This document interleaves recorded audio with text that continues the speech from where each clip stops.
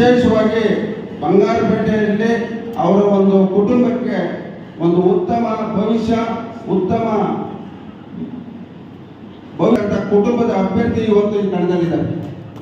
ಇವತ್ತು ನಮ್ಮ ಮಲ್ಲೇಶಣ್ಣನವರ ತಂದೆ ಒಬ್ಬ IAS ಅಧಿಕಾರಿಯಾಗಿ ಅವರ ಒಂದು ಅಧಿಕಾರ ಅವಧಿಯಲ್ಲಿ ಪ್ರಾಮಾಣಿಕತೆಯಿಂದ ಈ ರಾಜ್ಯದಲ್ಲಿ ಬಹಳಷ್ಟು ಕುಟುಂಬಕ್ಕೆ ಒಂದು ಒಳ್ಳೇದು ಮಾಡಿರ್ತಕ್ಕ ಒಂದು ಇತಿಹಾಸ ಇರ್ತಕ್ಕಂಥ ಕುಟುಂಬದ ಅಭ್ಯರ್ಥಿ ನಮ್ಮ ಮಲ್ಲೇಶಣ್ಣವರು. ಇವತ್ತು ಏನ್ ನಮ್ಮ ಕೋಲಾರ ಲೋಕಸಭಾ ಕ್ಷೇತ್ರಕ್ಕೆ ಸಂಬಂಧಪಟ್ಟಂಗೆ ಇವತ್ತು ಯಾವ ಭಾಗದಲ್ಲಿ ನೋಡಿದ್ರು ಎಲ್ಲ ಬುದ್ಧಿವಂತ ಮತದಾರರು, ಪ್ರಜ್ಞಾವಂತರು ಈ ದೇಶ ಉಳಿಸಲಿಕ್ಕಾಗಿ ಈ ದೇಶದಲ್ಲಿ ಮತ್ತೊಮ್ಮೆ ನರೇಂದ್ರ ಮೋದಿ ಅವರನ್ನ ಪ್ರಧಾನಿ ಮಾಡಲಿಕ್ಕೆ ಈಗಾಗಲೇ ಜನಸಾಮಾನ್ಯರು ಮಲ್ಲೇಶ್ ಬಾಬು ಅವರಿಗೆ ಮತ ಕೊಡ್ತಕ್ಕಂಥ ಒಂದು ಸಂದೇಶ ಇವತ್ತು ನಾವು ನೋಡ್ತಾ ಇದ್ದೀವಿ. ಇವತ್ತು ಎರಡು ಪಕ್ಷದ ಮುಖಂಡರ ಇಲ್ಲಿ ಕರೆಸಿರ್ತಕ್ಕಂಥ ಉದ್ದೇಶ ಇನ್ನು ಕೇವಲ 10 ದಿವಸಗಳ ಮಾತ್ರ ಚುನಾವಣೆ ಇದೆ. ಇದುವರೆಗೂ ಎರಡೂ ಪಕ್ಷದ ಮುಖಂಡರು ಯಾವ ಒಂದು ಮನೆಗೆ ಹೋಗಿ ನಮ್ಮ ಪಕ್ಷದ ಅಭ್ಯರ್ಥಿ ಬಗ್ಗೆ ಇದುವರೆಗೂ ಯಾರು ಪ್ರಚಾರ ಮಾಡಿಲ್ಲ. ದಯಮಾಡಿ ಇನ್ನು ಉಳಿಕೆ ಇರ್ತಕ್ಕಂಥ ದಿನಗಳಲ್ಲಿ ತಾವು ತಮ್ಮ ಊರಲ್ಲಿ, ತಮ್ಮ ಬೂತಲ್ಲಿ, ತಮ್ಮ ಗ್ರಾಮ ಪಂಚಾಯತಿಗಳಲ್ಲಿ ಜನಗಳನ್ನ ಮನವೊಲಿಸಿ ಏನಿವತ್ತು ಈ ದೇಶವನ್ನು ಉಳಿಸಲಿಕ್ಕಾಗಿ ಈ ದೇಶದ ಮಾಜಿ ಪ್ರಧಾನಮಂತ್ರಿಗಳಾದಂತಹ ದೇವೇಗೌಡರು ಇವತ್ತು ನರೇಂದ್ರ ಮೋದಿಜಿ ಅವರನ್ನ ಒಪ್ಪಿ ನಿನ್ನೆ ಮೈಸೂರಿನಲ್ಲಿ ಭಾಷಣ ಮಾಡಿದರೆ ಅವರು ಕೈ ಹಿಡಿದು ಹೇಳಿದ್ದಾರೆ, ನಮ್ಮ ಕರ್ನಾಟಕ ರಾಜ್ಯದಿಂದ ಕನಿಷ್ಠ 24 NDA ಅಭ್ಯರ್ಥಿಗಳಿಗೆ ನಾನು ಕೆಲಸ ಕಳಿಸ್ತೀನಿ ಅಂತ ಹೇಳಿ ಅವರು ಘೋಷಣೆ ಮಾಡಿದ್ದಾರೆ. ಅದನ್ನೆಲ್ಲ ನಾವು ಗಮನದಲ್ಲಿ ಇಟ್ಕೊಂಡು ಏನಿವತ್ತು ನಾವು ಪ್ರಚಾರಕ್ಕೆ ಹೋಗ್ಬೇಕಾದ್ರೆ ನಮ್ಮ ಪಕ್ಷದ ಅಭ್ಯರ್ಥಿ ಮತ ಕೇಳಬೇಕಾದ್ರೆ ನಮ್ಮಲ್ಲಿರ್ತಕ್ಕಂಥ ನಾವು ಮಾಡಿರ್ತಕ್ಕಂಥ ಕೆಲಸಗಳು ಇವತ್ತು ನಮ್ಮ ಒಂದು ಶ್ರೀರಕ್ಷೆ ನಾನು ಹೇಳಿ ಬಯಸ್ತೇನೆ. ಏನಿವತ್ತು ದೇವೇಗೌಡರು ಈ ದೇಶದ ಪ್ರಧಾನಮಂತ್ರಿಗಳಾದಂಥ ಸಂದರ್ಭದಲ್ಲಿ ಅವರು ಮಹಿಳೆಯರಿಗೆ ಸ್ಥಳೀಯ ಸಂಸ್ಥೆಗಳಿಗೆ 50% ರಿಸರ್ವೇಶನ್ ಕೊಟ್ಟಂತ ಇತಿಹಾಸ ಇದೆ. ಇವತ್ತು ಅಲ್ಪಸಂಖ್ಯಾತರಿಗೆ ರಿಸರ್ವೇಶನ್ ಕೊಟ್ಟಿರ್ತಕ್ಕಂಥ ಒಂದು ಕಾರ್ಯಕ್ರಮ ಕೊಟ್ಟಿದ್ದು.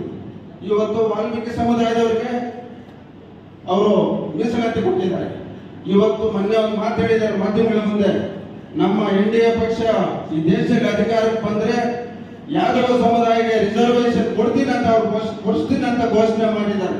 ದಯಮಾಡಿ ನಮ್ಮ ಪಕ್ಷದ ವರಿಷ್ಠರಾದ ದೇವೇಗೌಡ ಸಾಹೇಬರು, ಕುಮಾರಣ್ಣವರು ಹೇಗೆ ರಾಜ್ಯದಲ್ಲಿ ಮುಖ್ಯಮಂತ್ರಿ ಆದಂತ ಸಂದರ್ಭದಲ್ಲಿ ಅವರು ರೈತರ ಸಾಲ ಮನ್ನಾ, ಸಾರಾಯಿ ನಿಷೇಧ, ಲಾಟರಿ ನಿಷೇಧ ಹಲವಾರು ಕಾರ್ಯಕ್ರಮಗಳು ಕೊಟ್ಟಿದ್ದಾರೆ. ಇವೆಲ್ಲಕ್ಕಿಂತ ಮಿಗಿಲಾಗಿ ಈ ದೇಶದ ಪ್ರಧಾನಮಂತ್ರಿಗಳಾದಂತಹ ನರೇಂದ್ರ ಮೋದಿಜಿ ಅವರು ಇವತ್ತು ಇಡೀ ಜಗತ್ತಿನಲ್ಲಿ ಅತಿ ಹೆಚ್ಚಿನ ಜನಸಂಖ್ಯೆ ಇರ್ತಕ್ಕಂಥದ್ದು ನಮ್ಮ ಭಾರತ ದೇಶ. ಈ ನಮ್ಮ ಭಾರತ ದೇಶ ಮುಂದಿನ ಭವಿಷ್ಯಕ್ಕಾಗಿ ಈ ಭಾರತ ದೇಶ ಮುಂದೆ ನಾವು ಜಗತ್ತಿನಲ್ಲಿ ಅತ್ಯಂತ ಸ್ಥಾನಕ್ಕೆ ತಗೊಳ್ಳಬೇಕಾದ್ರೆ ಈ ದೇಶದಲ್ಲಿ ನರೇಂದ್ರ ಮೋದಿ ಅವರು ಇರೋ ತನಕ ಅವರೇ ಈ ದೇಶದ ಪ್ರಧಾನಮಂತ್ರಿ ಆಗಬೇಕಂತ ನಾನು ಈ ಸಂದರ್ಭದಲ್ಲಿ ಹೇಳಕ್ಕೆ ಬಯಸ್ತೇನೆ. ನಮ್ಮ ಮಲ್ಲೇಶಣ್ಣವರು ಒಬ್ಬ ಸಾಮಾನ್ಯ ಕಾರ್ಯಕರ್ತನಾಗಿ ನಮ್ಮ JDS ಪಕ್ಷದಲ್ಲಿ ಕೆಲಸ ಮಾಡಿದಂತ 2 ಬಾರಿ ಸೋತಿದ್ದಾರೆ ಪಾಪ ಅವರು. 2 ಬಾರಿ ಮೊನ್ನೆ ಕೇವಲ ಕಡಿಮೆ ಮತಗಳಿಂದ ಸೋತಿದ್ದಾರೆ. ಒಬ್ಬ ಅಭ್ಯರ್ಥಿ ಸೋತಾಗ ಕಷ್ಟ ಏನನ್ನೋದು ನನಗೂ ಅರಿವಿದೆ. ದಯಮಾಡಿ ನಮ್ಮೆಲ್ಲರಿಗೂ ನಾನು ಕೈ ಮುಗಿದು ಮತ್ತೊಮ್ಮೆ ಮನವಿಯನ್ನು ಮಾಡ್ತಾ ಇದ್ದೀನಿ, ತಾವೇ ಅಭ್ಯರ್ಥಿ ಅಂತ ಹೇಳಿ ಈ ಒಂದು ಚುನಾವಣೆಯಲ್ಲಿ ವಿಶೇಷವಾಗಿ ಶಿಲ್ಘಟ್ಟ ವಿಧಾನಸಭಾ ಕ್ಷೇತ್ರದಲ್ಲಿ ಅತಿ ಹೆಚ್ಚಿನ ಮಹತ್ವವನ್ನು ಕೊಟ್ಟು ಕೇಂದ್ರದ ವರಿಷ್ಠರು, ರಾಜ್ಯದ ವರಿಷ್ಠರು ಮುಂದೆ ನನ್ನ ಗೌರವ ತರ್ತಕ್ಕಂಥ ಕೆಲಸ ತಾವು ಮಾಡ್ಬೇಕಂತೇಳಿ ನಾನು ಕೈ ಮುಗಿದು ಮನವಿಯನ್ನು ಮಾಡ್ತಾ ಇದ್ದೇನೆ. ಇವತ್ತು ನಮ್ಮ ಪಕ್ಷದ ಅಭ್ಯರ್ಥಿ ಕ್ರಮ ಸಂಖ್ಯೆ 2 ಅವರ ಗುರುತು ಪತ್ರದ ತೆನೆ ಹೊತ್ತ ರೈತ ಮಹಿಳೆ. ದಯಮಾಡಿ ತಾವು ಪ್ರತಿ ಮತದಾರನು 2 ಬಾರಿ 3 ಬಾರಿ ಚುನಾವಣೆಗೆ ಮುಂಚೆ ಮತದಾರರನ್ನು ಮನವೊಲಿಸಿ ಮತ ಹಾಕಿಸ್ತಕ್ಕಂಥ ಕೆಲಸ ಮಾಡಬೇಕು.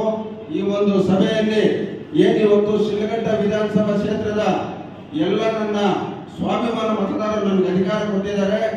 ನನ್ನ ಅಧಿಕಾರ ಅವಧಿಯಲ್ಲಿ ಏನಿವತ್ತು ರಾಜ್ಯ ಮಟ್ಟದಲ್ಲಿ ನಮ್ಮ ಪಕ್ಷ JDS ಪಕ್ಷ ಭಾರತೀಯ ಜನತಾ ಪಕ್ಷ ಜೊತೆಯಲ್ಲಿ ಇವತ್ತು ಮಿಲನವಾಗಿ ಕಾರ್ಯಕ್ರಮ ಈ ಒಂದು ಚುನಾವಣೆ ನಾವು ಎದುರಿಸ್ತಾ ಇದ್ದೇವೆ.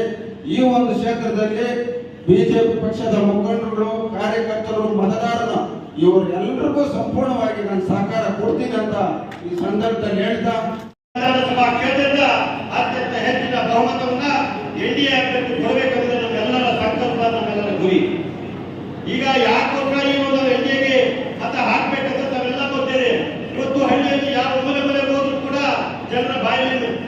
ಮಿಡಿತಾ ಇದೆ. ಮತ್ತೊಮ್ಮೆ ಮೋದಿ ಮತ್ತೊಮ್ಮೆ ಮೋದಿ ಮತ್ತೊಮ್ಮೆ ಮೋದಿ ಅಂತೇಳಿ ಈ ರಾಷ್ಟ್ರವನ್ನ ಇವತ್ತು ಸುರಕ್ಷಿತವಾಗಿ ನಾವೆಲ್ಲರೂ ಕೂಡ ಆರೋಗ್ಯವಾಗಿ ನೆಮ್ಮದಿಯಾಗಿ ಜೀವನ ಮಾಡ್ತಾ ಇದ್ರೆ ನಮ್ಮ ದೇಶವನ್ನ ಉಳಿಸುವಂತ ಏಕೈಕ ವಿಶ್ವಗುರು ವಿಶ್ವನಾಯಕ ಅಂತ ನರೇಂದ್ರ ಮೋದಿ ಅವರು ಮತ್ತೊಮ್ಮೆ ಈ ದೇಶದ ಪ್ರಧಾನಿ ಆಗಬೇಕಂತ ನಾವೆಲ್ಲರೂ ಕೂಡ ಸಂಕಲ್ಪ ಮಾಡಿದ್ದಾರೆ. ಆಗಲೇ ಪ್ರಾಸ್ತಾವಿಕದಲ್ಲಿ ಹೇಳಿದ್ರು ಮಾನ್ಯ ಮಾಜಿ ಪ್ರಧಾನಮಂತ್ರಿ ದೇವೇಗೌಡರು, ಹಾಲಿ ಪ್ರಧಾನಮಂತ್ರಿಗಳಾದಂತ ನರೇಂದ್ರ ಮೋದಿ ಅವರು ಈ ರಾಷ್ಟ್ರದ ಭವಿಷ್ಯಕ್ಕೋಸ್ಕರ, ಈ ರಾಷ್ಟ್ರದ ಉದ್ಧಾರಕ್ಕೋಸ್ಕರ, ಈ ರಾಷ್ಟ್ರದ ಜನತೆಯ ಭವಿಷ್ಯಕ್ಕೋಸ್ಕರ, ನಮ್ಮ ಮಕ್ಕಳ ಮುಂದಿನ ಭವಿಷ್ಯಕ್ಕೋಸ್ಕರ ನಾವೆಲ್ಲರೂ ಒಗ್ಗಟ್ಟಾಗಿ ದುಡಿದು ನಮ್ಮ ಕರ್ನಾಟಕ ರಾಜ್ಯದ ಭಾರತೀಯ ಜನತಾ ಪಕ್ಷ ಮತ್ತು ಜಾತ್ಯತೀತ ಜನತಾ ಪಕ್ಷದ ಎಲ್ಲ ಮುಖಂಡರು ಒಮ್ಮತದಿಂದ ತೀರ್ಮಾನ ಮಾಡಿ ಇವತ್ತೇನು ಮೈತ್ರಿ ರೀತಿಯಲ್ಲಿ ಚುನಾವಣೆ ಮಾಡ್ತಾ ಇದ್ದೇವೆ. ಈ ಮೈತ್ರಿ ಚುನಾವಣೆಯಲ್ಲಿ ಆಗ ಹೇಳಿದ್ರು ನಿನ್ನೆ ಸನ್ಮಾನ್ಯ ಮಾಜಿ ಪ್ರಧಾನಮಂತ್ರಿಗಳು ಮತ್ತು ಹಾಲಿ ಪ್ರಧಾನಮಂತ್ರಿಗಳು ಮೈತ್ರಿಗಳು ಬೃಹತ್ ಸಮಾವೇಶ ಮಾಡ್ತಾರೆ. ದೇವೇಗೌಡರು ಈ ವಯಸ್ಸಿಗೆ ಅತ್ಯಂತ ಆಕ್ರೋಶವಾಗಿ